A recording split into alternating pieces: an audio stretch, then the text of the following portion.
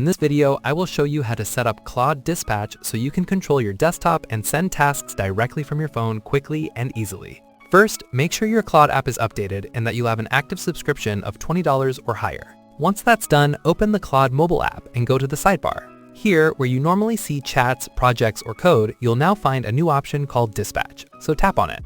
After that, you'll see different setup options, but the easiest method is to select Pair with your desktop. Now it will ask you to download the latest version of Claude on your computer, sign in with the same account, and open the Dispatch tab on desktop to continue. On your desktop app, click on Dispatch from the sidebar and select Get Started. Then choose Pair with Cloud Mobile. A QR code will appear, so open your phone camera, scan the code, tap the prompt, and open it in Claude. Once connected, tap Done, and your dispatch will show us online. Next, you'll see some options like keeping your computer awake, allowing Claude to control your computer, and enabling permissions like accessibility and screen recording. Turn these on if needed, then click Finish Setup and allow access to your documents when prompted. Now your setup is complete. If you found this video helpful, subscribe to our channel.